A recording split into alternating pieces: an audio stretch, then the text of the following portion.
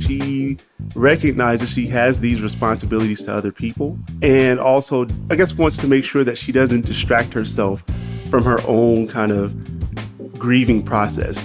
Oftentimes that's what people will do. We will do the thing that helps us to not think about what's happening, and that doesn't really help us heal.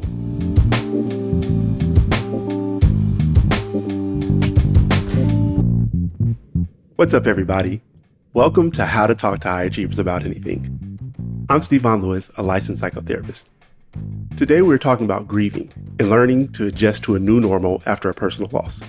Something that can be especially hard for many high achievers who are used to always being on the go and getting things done. But before we start, I'd like to welcome Juleka Lantigua, creator of our show.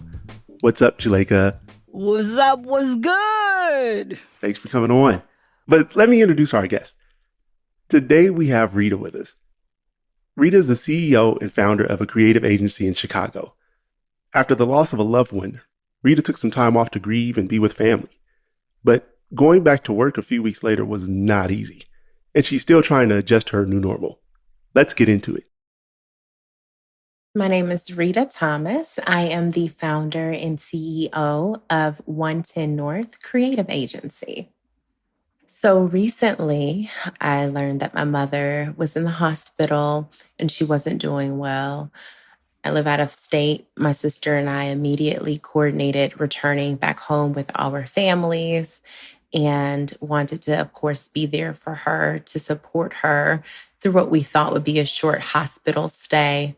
Eventually, we learned that her condition was very bad and the likelihood of her recovering was very slim. She ended up passing away and we had to move really quickly. So we were able to have her ceremony and celebration of life is what we've been calling it instead of calling it a funeral because she lived life well and was an amazing woman. Shirley Vaughn. So for the celebration of life, our family, we all got together and we listened to music and we ate delicious food. And each table had several photos on it from her life.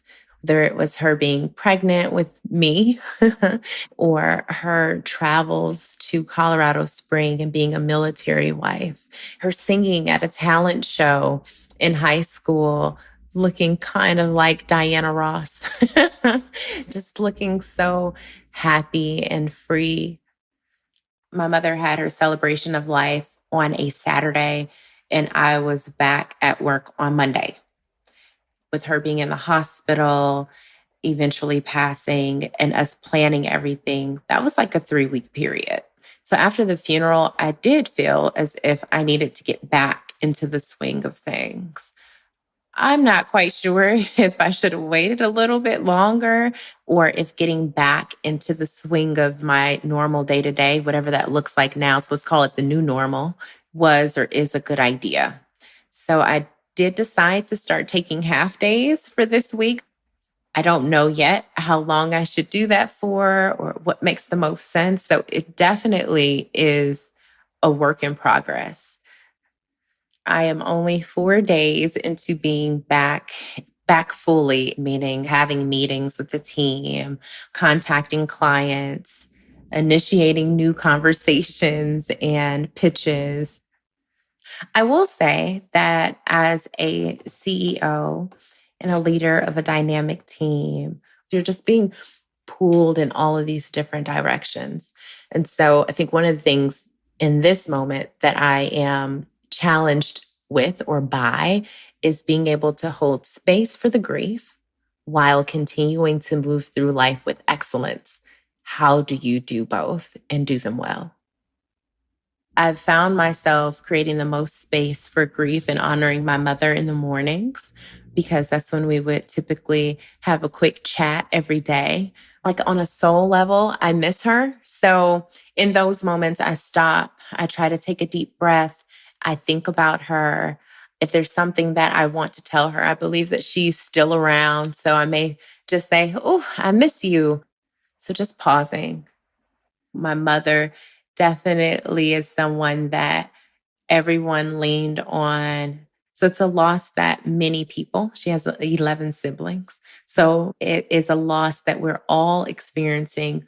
And so that's been something that my sister and I have been talking through and processing and also trying to support others because we're her daughters. And so sometimes people call us and they want to vent. And what does that space look like? How do you create space for that, but also not allow yourself to become super sad or distracted? So I'm also surprised that my my guardrails and boundaries, they're a little more fluid than I thought they would be. In a lot of cases, I'm willing to do so because it does feel good to hear stories about my mother, even if it's in the middle of the workday. All of these different priorities, including my personal life, right? And so keeping everything in motion is somewhat of a challenge because I'm a planner, but grief doesn't allow you to operate that way. Or at least for me, it hasn't. Rita, thank you for coming on the show and being so vulnerable. As I listened to Rita's story, the part that stood out to me is the fact that her experience is very common for when we lose someone, especially when that loss is kind of unexpected or abrupt. There is a need to try to make sense of what's happened and adjust to it while also pushing ourselves to try and keep some semblance of normality in other areas of our lives. And I like the insight she has and awareness about being involved in that process as it's happening. I want for her to be able to just like stay in bed and watch documentaries all day, have someone bring her warm soup and toasted bread. Like, my heart obviously goes out to her and her sister and her family for their incredible loss. But my heart goes out to her also because of her immense sense of responsibility. Mm-hmm. Like, if that were me, I'd be like, I quit life. See you in 8 months. Speaking personally, like when you lose someone close to you, especially as an adult in the midst of your own career, it's really, really difficult to get back to the swing of things, so to speak. We'll get into this after a short break. Rita, she recognizes she has these responsibilities to other people and also, I guess, wants to make sure that she doesn't distract herself from her own kind of grieving process. Oftentimes, that's what people will do. We will do the thing that helps us to not think about what's happening, and that doesn't really help us heal. Okay, coach, what do we do? What I think like some best practices in situations like this is one, to just have tons of self-compassion, right? To know that you're going to have some good days where you can feel accomplished and you can push and go and accomplish things. And then you're going to have some days where, like you said, I want to just sit in bed, watch documentaries and eat warm soup and toasted bread and be okay with both of those outcomes. Give yourself some opportunity to sit and live in both of those places. I think that's really, really going to be helpful for people to not beat themselves up over that, especially when we have responsibilities to others. The other thing is relinquishing control. We want to get through the grieving process because it doesn't feel good. We want to expedite that. And that's not really how it works. I don't know that we ever truly get over someone. I'm using air quotes here. But I do think that we learn to kind of be okay with them not being here physically with us anymore. And for us to still be able to kind of go out and be great as we need to in the world. And so I kind of want people to employ a mantra of kind of miss and move forward. That's not to ignore or minimize the absence of the person, but it's saying that you get to acknowledge that they are no longer present here with you in a way that still honors them and allows me to continue to be the best version of myself I can be. Yeah. So one of the things that is really weird and ironic in situations like this is that this is probably when folks like Rita need the most help and are least able to ask for it. I've had a couple of friends go through unbelievable things this last year, and they had no concept of how to ask for help.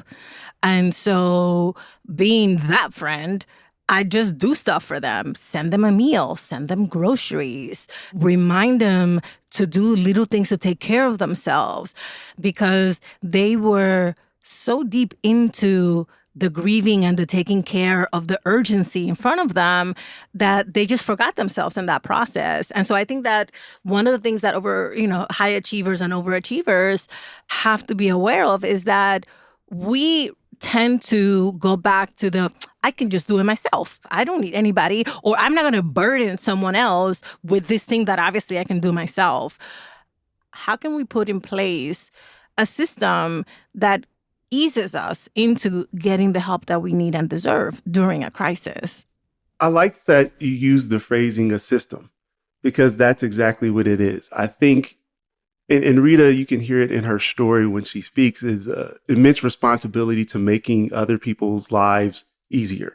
And her being a owner of an agency, an entrepreneur, then, she's beholden or responsible to employees and such and family. And it is a system of things. It's how do you allow others to show up for you when you are someone who's used to kind of doing for yourself and not being a burden? And so it's having them think about early on in the process, before adversity hits, of how are you going to let people slot in? And sometimes it's about giving people, I want to say, like jobs or responsibilities. They don't have to be the biggest lift, but giving people an opportunity just to show up. So if someone wants to go to lunch, maybe you let them plan it. Maybe you let them pay for it. You don't always have to be the one to control the situation. And so as you start to practice those little things, then when you need a bigger lift from someone, it'll make you a little bit more comfortable, because people have had an opportunity to show that they are capable of showing up and being effective for you. And I think that's part of the biggest fear, is that if I allow someone to show up, it's going to end up costing me more or causing me more work. Well, don't keep score, right? Like, it's very difficult for high achievers, and specifically for high achieving women, to not feel like they have to maintain equity in all circumstances. You do for me, I do for you. If I can't do for you right now, but you did for me, I'm indebted to you somehow, or I owe you from last time. And I think part of our growth is understanding that we are worthy of that support and that help, and that it does not have to always be paid back. It's not transactional. I have an amazing friend who's a high-powered executive in government, and she was taught in her family to keep count. So I had to adjust. And so what I say now is we have a joint account. And when you do for me, we put into that account jointly. And then when I do for you, we put into the account jointly. And whoever needs it takes it. And every time she's trying to sort of like equalize the playing field, she's always like, oh, but you did all these things for me. And I'm like, yeah, it's all in deposit. Don't worry. It's all in the deposit. Okay, it's all in there. But I know that about her because I was that person too, where I was like, oh my God, I haven't paid her back because she went and picked up, my laundry or whatever it was that someone did. I'd always be like, I need to do something in equal measure. And knowing your personality, I don't know that she has much say-so in whether she has, in how she's going to adjust to that. No, she will have the help. She cannot say no. And I think that's the important part, is that you build community around yourself, of where there are people that you don't have to feel like you're going to owe or repay a debt to when they do show up, because that's just kind of the nature of the relationship. And so creating that village and identifying who those people are who will have license to be what you need when you need it. I hope this reassures her. I really do, because she's dealing with a lot already. Juleka, always fantastic to have you on the show. I love coming here to talk about the things that actually matter. Thank you for inviting me. It makes me really proud when I see high achievers like Rita achieving on their own terms by having compassion for themselves, relinquishing control, and adjusting to change. And that's a wrap. Thank you so much for listening to How to Talk to High Achievers About Anything. We want you to be a part of our show. We want to hear about your successes and challenges, your sacrifices and celebrations, and what's ahead on the journey for you. Send our producer, Virginia, an email, and we'll get your story on the show. She's at virginia@lwcstudios.com. How to Talk to High Achievers About Anything is an original production of LWC Studios. Our show is produced by Virginia Laura. Trent Lightburn mixed this episode. Juleka Lantigua is the creator and executive producer. I'm Stevon Lewis. On Twitter and Instagram, we're at Talk to Achievers. Bye, everybody.